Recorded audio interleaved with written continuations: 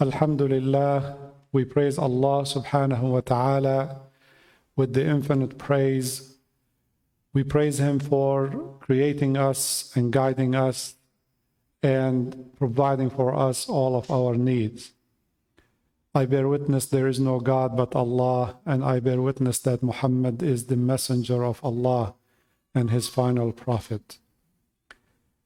Allah subhanahu wa ta'ala admonished us throughout the Quran to know and understand that our lives are temporary journeys, and eventually all of us are going to depart from this world.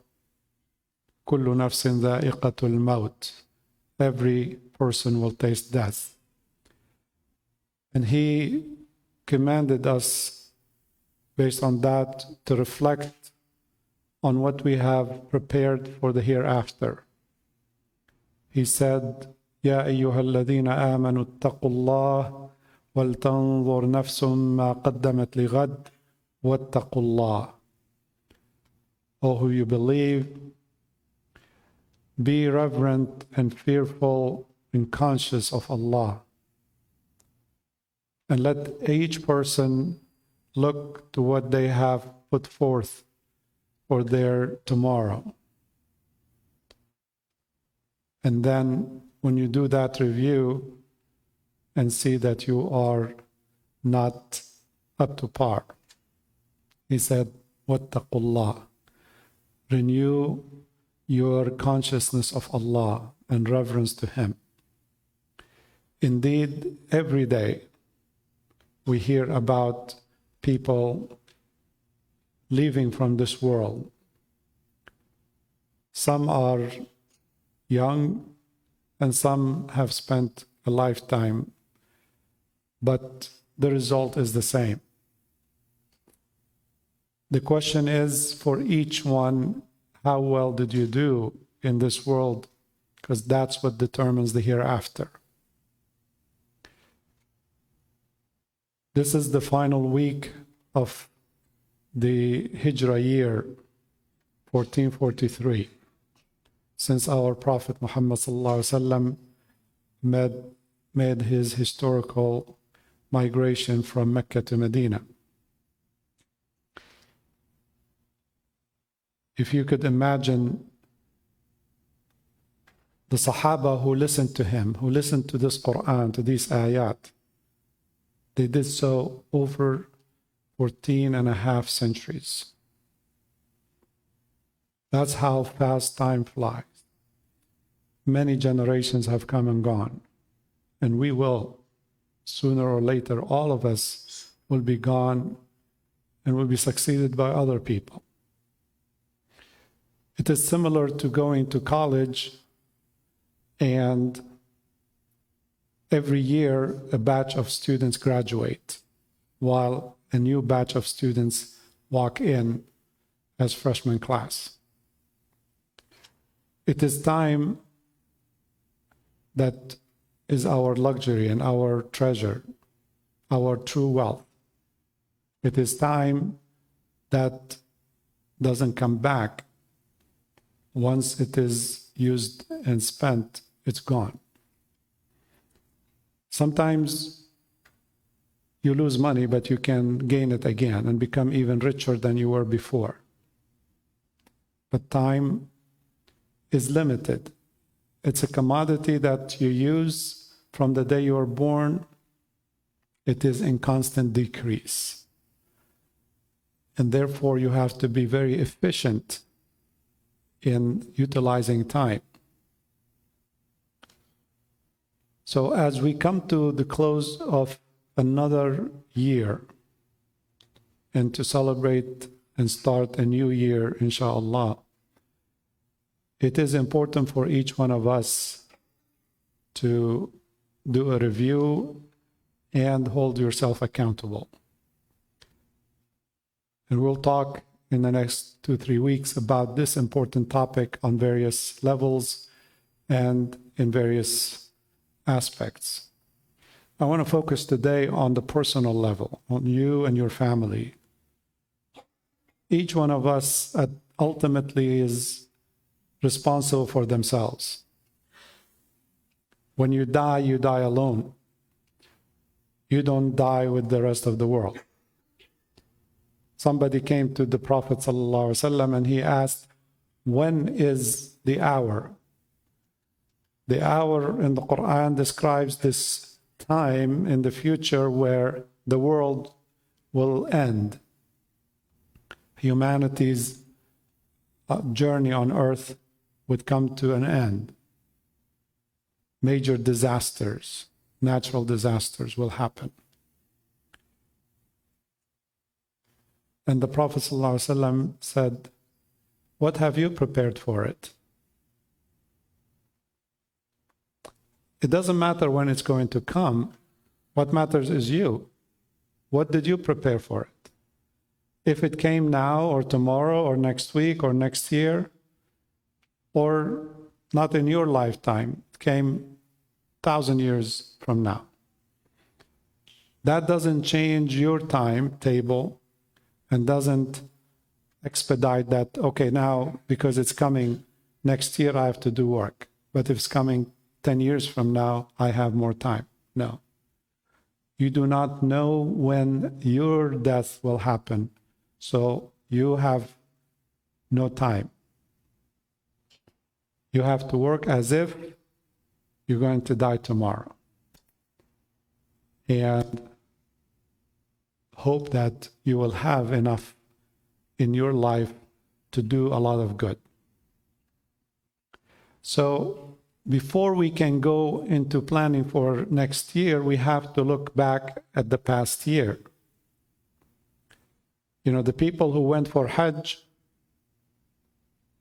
they were ordered to gather on the day of Arafah and reflect on their past life, all what they have done since they were born, and pray for forgiveness, ask Allah for forgiveness, because the day of Arafah resembles the day of judgment, when you're going to stand in front of Allah all alone.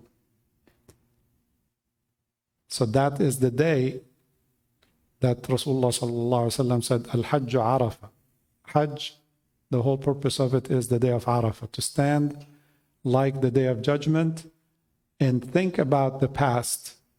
What have you done in your life? And ask Allah for forgiveness. Hold yourself accountable, because when you go to Allah and stand on the day of judgment, there's no coming back. There's no second chance. That's it. It's one life. So all the Hujjaj, the pilgrims, spend that day reflecting on their past life.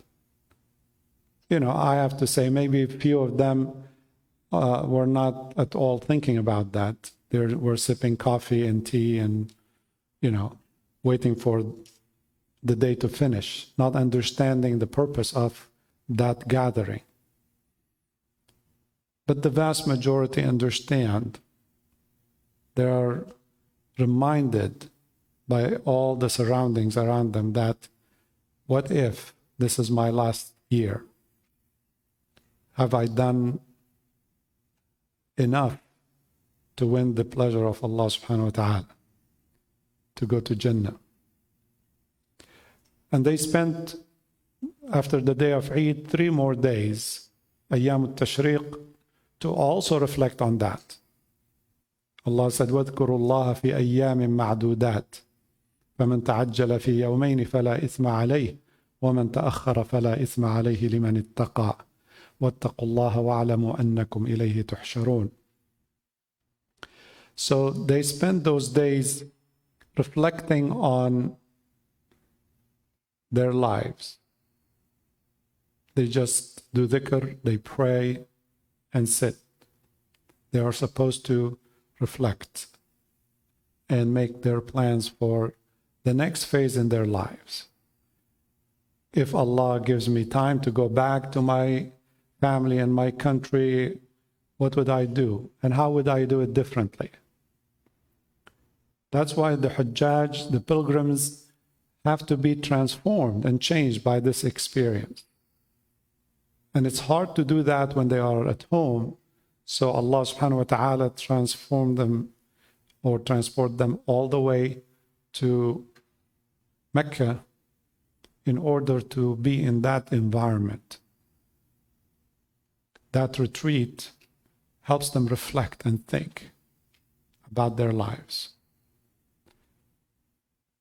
For us, we fasted the day of Arafah, and many, again, have spent the day reflecting on their past year. And some didn't fast nor reflect.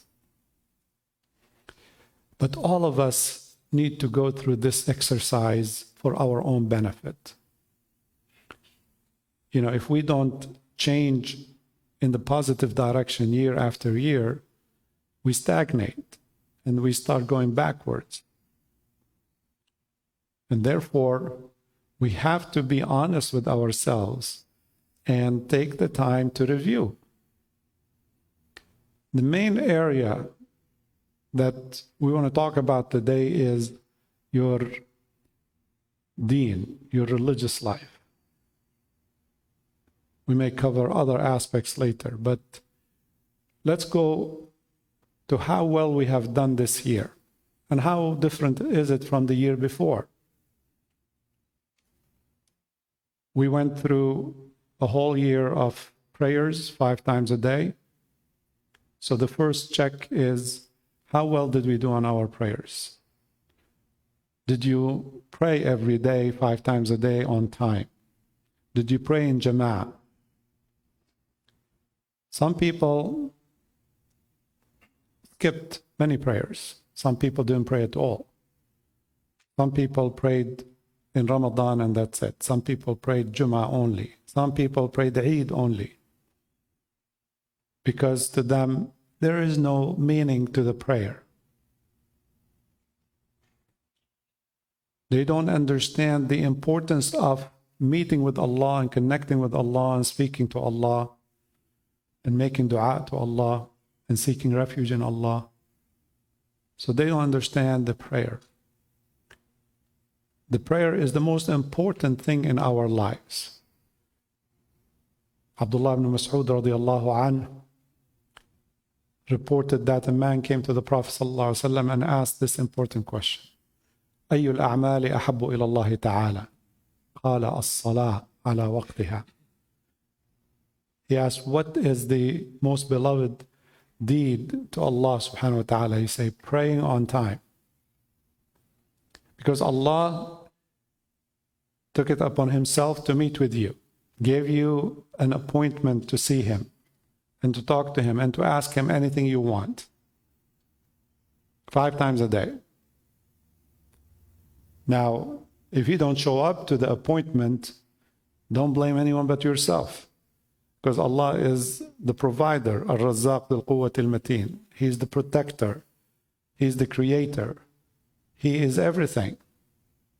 So, if you have to show up to work every day and you skip work, you may ultimately get fired.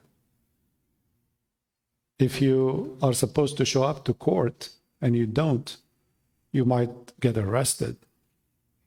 If you are considering Salah as an important meeting with Allah, and if you think Allah is an important, in your life, then should you show up to the prayers? Should you stand up and pray on time? Because some people say, what do I benefit? I keep going up and down and repeat this. I don't see the benefit. And that is for people who have not understood the purpose and the meaning and did not taste the sweetness of Iman. But for the people who understand it well, as Rasulullah described it, he said, Arihna biha ya Bilal. Call for the prayers to give us the comfort to get up and pray. And he said, وَجُعِلَتْ قُرَّةُ عَيْنِ فِي الصَّلَاةِ. Said, the coolness of my eye was in Salah. the most important activity the Prophet ﷺ enjoyed and wanted and loved was salah. Because you are meeting with the creator of the heavens and the earth. You're meeting with someone who can change and transform everything. And it is short. It's not taking hours of your day. It's 5 minutes each. But if you care about it, literally you would keep a journal and say, I got up for Fajr this day, or I missed Fajr this day. You would set an alarm to get up for it because it's important. You don't want to miss the meeting with Allah. Just like if you don't want to miss going to work on time or miss a flight. But if you feel like, I'll pray if I get up, that's not the right attitude. During the day, did you miss prayers? Or, oh, I'm busy, I'm working, I have important work to do. What's that important work? On the day of judgment, people will regret and say, I wish I've done nothing but pray. And sleeping early and missing Isha prayer or delaying Maghrib.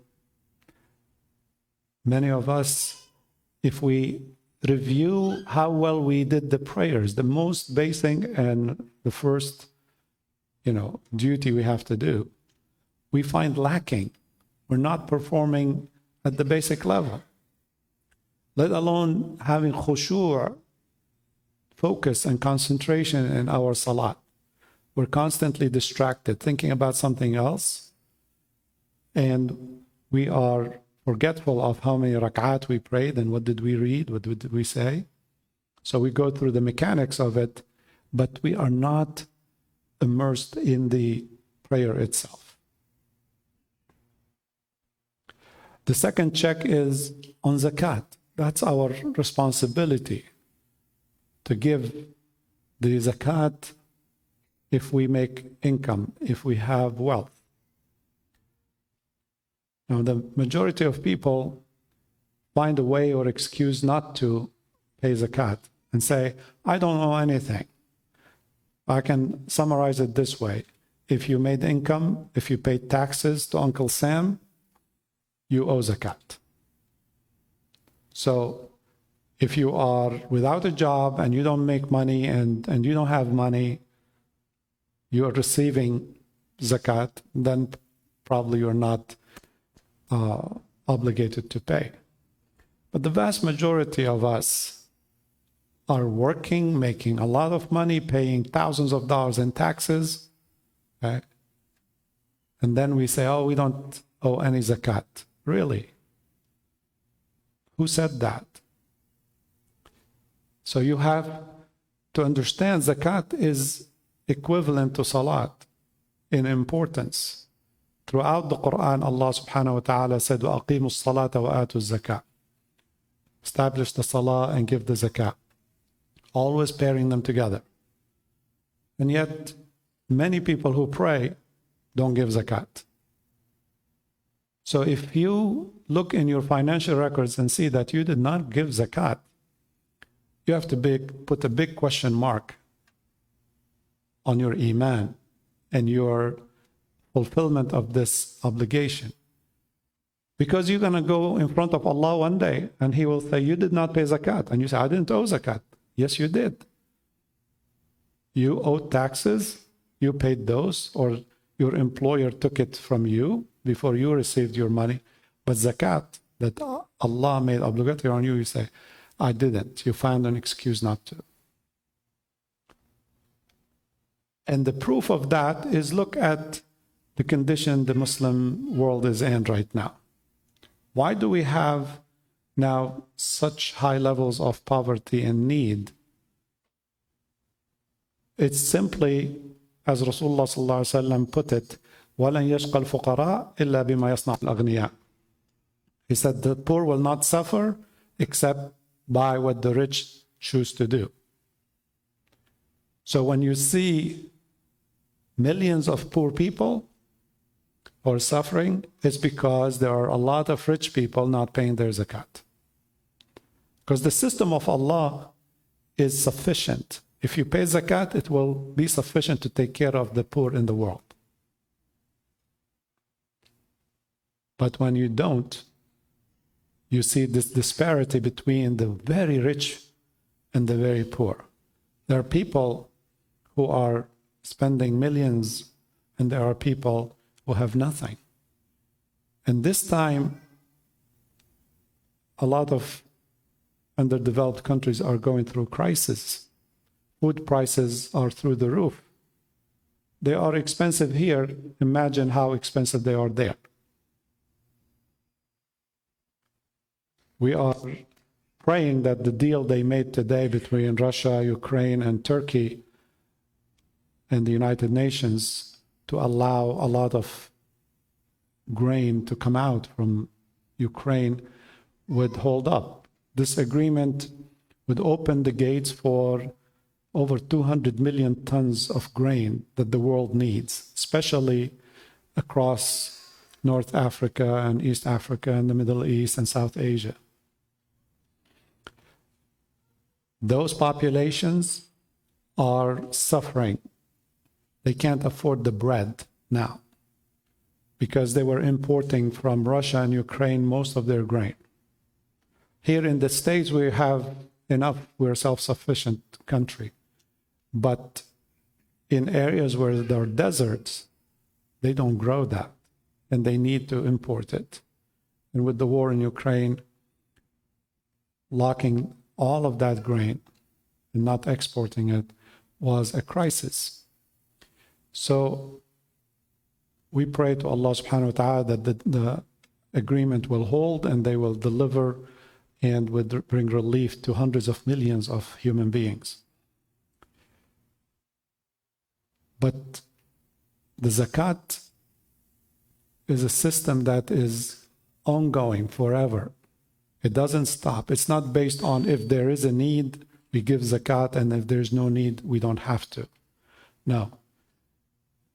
Zakat is if you have money, you give zakat. If you don't have money, you don't. The third pillar that we practice of Siyam, fasting the month of Ramadan. Indeed, a lot of Muslims, they fast from the food and the water and the drinks and the intimacy, but we don't fast the real spiritual fast with our eyes and ears and minds and hearts and thoughts. We don't fulfill the purpose of the fast. What did Allah say the purpose was? He didn't say so that you become hungry. He didn't say, I ordained fasting on you so you can feel pain and hunger. He said, يا أيها الذين آمنوا كتب عليكم الصيام كما كتب على الذين من قبلكم لعلكم تتقون, so that you will attain taqwa. What is taqwa? He said, this consciousness in your heart. The Prophet pointed to his heart. He said, taqwa ha huna. When you have this reverence to Allah subhanahu wa ta'ala, you have taqwa in your heart, that you don't backbite someone, you don't speak ill of somebody else, you don't think ill of somebody else, you don't look at something that is wrong you're not supposed to look at, you don't listen to something you're not supposed to be listening to. But if you go through the fast by not eating and not drinking, but at the same time spending the day talking about somebody else and belittling somebody else, Allah said, وَيْلٌ لِكُلِّ هُمَزَةٍ لُمَزَةٍ. You have to fear that your fast is worthless. Because Rasulullah sallallahu alaihi wasallam said, مَنْ لَمْ يَجْتَنِبْ قَوْلَ الزُّورِ وَشَهَادَةَ الزُّورِ فَلَا حَاجَةَ لِلَّهِ بِهِ أَنْ يَتْرُكَ طَعَامَهُ وَشَرَابَهُ أو كما قال عليه الصلاة والسلام. من لم يترك شهادة الزور وقول الزور فلا حاجة لله به أن يترك طعامه وشرابه. If you don't give up and leave false witness and false talk, then there is no need for you to actually leave your food and drink. Because the objective of the fast is to attain taqwa. So you have to review how Ramadan went for you. Did you miss days that you still didn't make up? You need to. And the Hajj that we just went through, the final season of the year, there are millions of people who are supposed to go for Hajj and haven't been to Hajj yet. They have health, they have wealth, they have time, but they say, I'll wait till when I'm old man. Why? Hajj is due as soon as you have the ability to do it. وَلِلَّهِ عَلَى النَّاسِ حِجُّ الْبَيْتِ مَنِ اسْتَطَاعَ إِلَيْهِ سَبِيلًا. So Umar ibn al-Khattab brought to the people of Egypt that if you have the ability to make Hajj and don't make Hajj, then don't consider yourself a Muslim. So for many of us today, especially those living in North America, if you choose to go for Hajj, you can. You can get a visa. For Muslims around the world, in Muslim majority countries, it's very hard. You have to wait. For every 1,000 people, they allow one person to go, give them a visa. So many people, they wait and wait for many years. Some of them die waiting to get that opportunity to go for Hajj. While we have no such limit and we can go if we choose to, but yet there are many people in the community who have the money, who have the ability and the health. They take vacations to their home countries. They take vacations to, vacation destinations, but they don't go for Hajj and they postpone it. Hajj is a priority, is a top priority. And it's required once in your lifetime. So if you have the ability, go ahead and do it.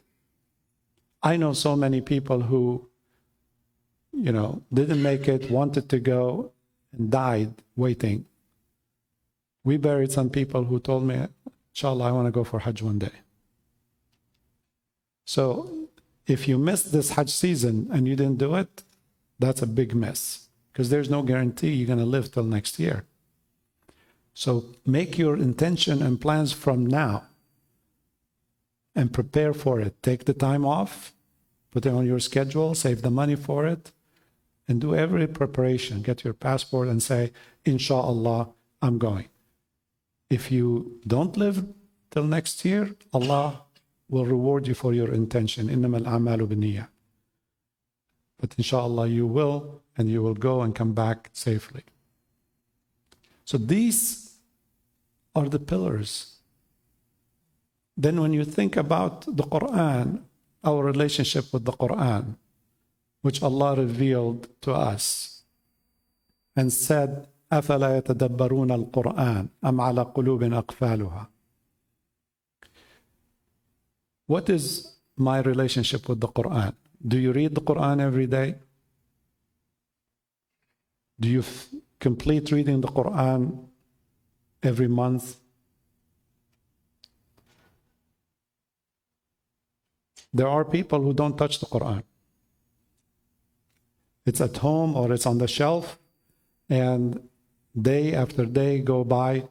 They're on their phone, they're on their social media for hours every day, watching silly videos, watching bad videos, talking and chatting and texting with people, but they don't have the app of the Quran on their phone and reading it.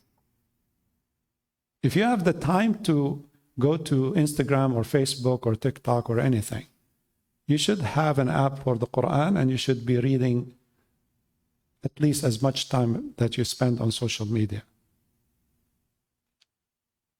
And we will talk about social media on another khutbah and the damage it causes.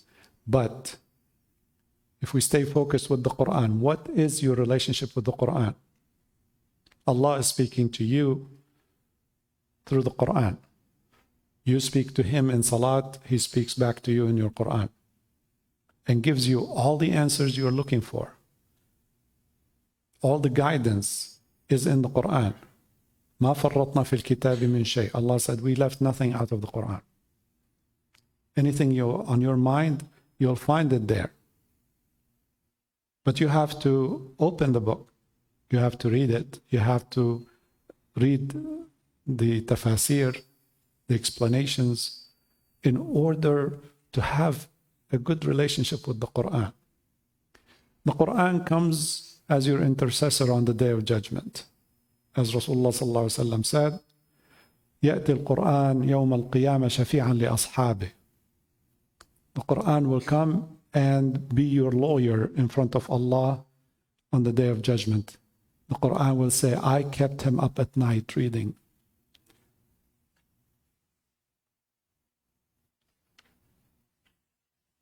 If you have no relationship with the Quran, who's your advocate on the Day of Judgment? Allah told us what Rasulullah sallallahu alaihi wasallam will say on the Day of Judgment.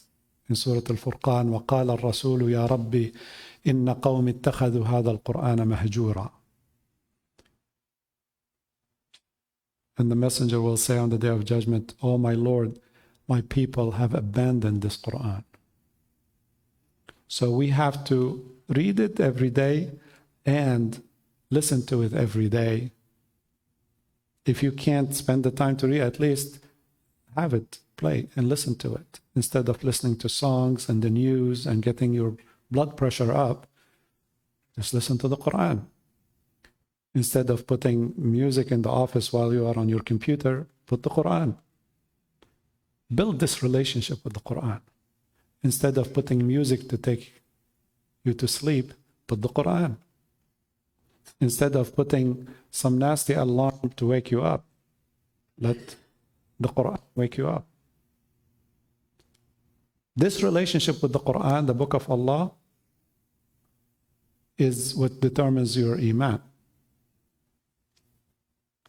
Ali ibn Abi Talib radiallahu anhu, he said the Quran is hablullah, is the rope that Allah gave to us. One end with him and one end on your side. If you hold to it, it will rescue you and save you. Don't give it up. What about our dhikr? Allah subhanahu wa ta'ala said, يَا أَيُّهَا الَّذِينَ آمَنُوا اذْكُرُوا اللَّهَ ذِكْرًا كَثِيرًا وَسَبِّحُوهُ بُكْرَةً وَأَصِيلًا. Oh, who you believe, remember Allah abundantly, and glorify Him morning and evening. Dhikr doesn't cost any time, it doesn't cost any money, it doesn't cost any effort. It's like breathing. Do you think about breathing? No. You know, some people say, I made 1,000 times Subhanallah today, and Alhamdulillah 1,000 times, and you say, what? When do you have the time for that? You don't need the time for it. You can do it while you're doing your other activities. Okay? If you are trained, you train your tongue, you'll start talking less, making ghiba and namima and lying and chatting, and you start doing dhikr. You know, there were individuals who do dhikr all the time, and they need a brain surgery, and the surgeon is like, I put them in anesthesia, but yet they are mumbling something. They're doing dhikr. Subhanallah. Because when you do this dhikr, when you are with Allah, when you remember Him, He said, I'll remember you. فَاذْكُرُونِي أَذْكُرْكُمْ. If you remember me, I'll remember you. If you are calling on Allah, He will be with you. وَلَا تَكُونُوا كَالَّذِينَ نَسُوا اللَّهَ فَأَنْسَاهُمْ أَنفُسَهُم. Don't be like those who forgot Allah, so He made them forget themselves. Who are we? Who made us? If you forget who made you, if you forget who is sustaining you, if you forget who is keeping your heart beating day and night, even when you are asleep, if you forget the one who provided you the air to breathe, you forgot yourself, your purpose in life. So Rasulullah sallallahu alayhi wasallam, from the moment he opens his eyes, he is doing dhikr to the moment he closes his eyes at night. He showed us with his actions how he's always doing dhikr. Even Aisha radiallahu anha, she said, Ya Rasulullah, I noticed a few times that you pray Isha, pray witr, and you lay down, and then you get up and pray other prayers or Fajr without doing wudu again. Because if you sleep, you have to do wudu. He said, Ya Aisha, my eyes close, but my mind and my heart are not asleep. I'm awake, I'm doing dhikr. Okay? So he gives a balance, trying to give his body and his eyes the rest, but he is with Allah, he's doing dhikr. That's how he valued the importance of it. He said, كلمتان خفيفتان على اللسان ثقيلتان في الميزان حبيبتان إلى الرحمن سبحان الله وبحمده سبحان الله العظيم. He said two phrases that are very light on the tongue, very heavy in your scales on the day of judgment, and very beloved to Allah the Merciful. Subhanallah wa bihamdih, Subhanallah al-Azim. How much does it cost you, time-wise or effort, to say Subhanallah wa bihamdih, Subhanallah al-Azim? The Prophet ﷺ said, if you say them 100 times in one day, you have done better than anyone else, unless somebody did something similar or more. Imagine people are going and doing all kinds of activities, but remembering Allah is the most important thing in everything. What do we do prayer for? To do dhikr. When Allah subhanahu wa ta'ala spoke to Musa alayhi salam on Mount Sinai, he told him, أقم الصلاة لذكري. Establish the salah for my dhikr, for my remembrance. What do you say in salah? Subhanallah wa bihamdih, Subhanallah al-Azim. When the munafiqeen used to come to the prayer, they prayed in the masjid with the Prophet. But Allah didn't accept their prayer. Why? He said, يُرَاءُونَ النَّاسِ وَلَا يَذْكُرُونَ اللَّهَ إِلَّا قَلِيلًا. They show off to the people that they are praying. They're going through the mechanics of praying. But in their hearts, they are not remembering Allah, but very little. So dhikr is what differentiates and makes your salah acceptable or not. In your life, while you're walking, cooking, driving, doing whatever, do dhikr.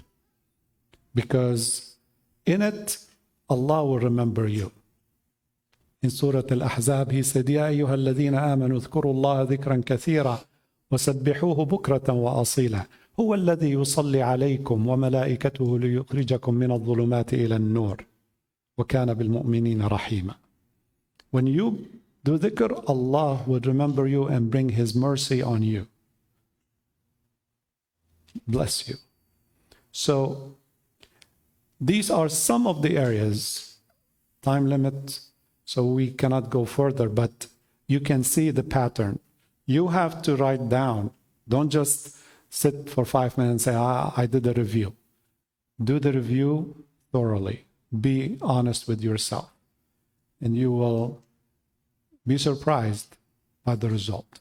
أقول قولي هذا وأستغفر الله لي ولكم.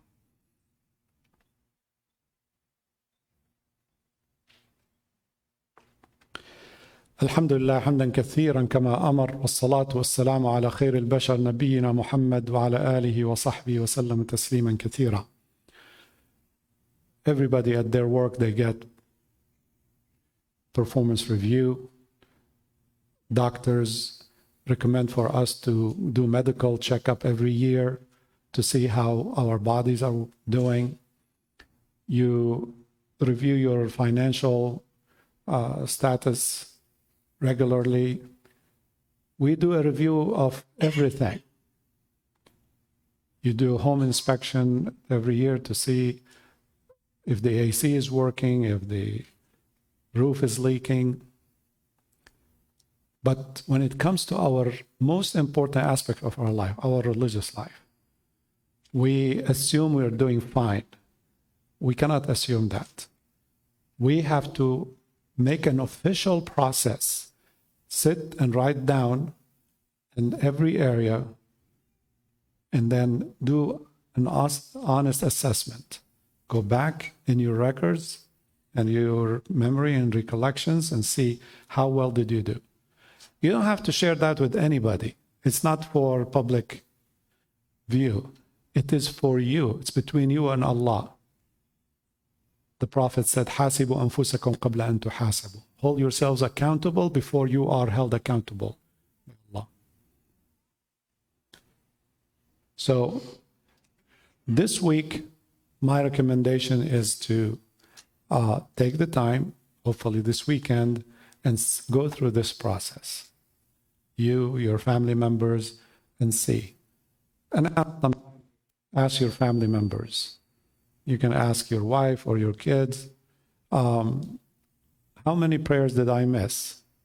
And they will tell you, well, the last month you missed Fajr every day. You'll be like, what? I thought I prayed every day. No, we didn't see you praying. They may remind you of things you forgot because to you this wasn't important. You haven't been keeping a journal.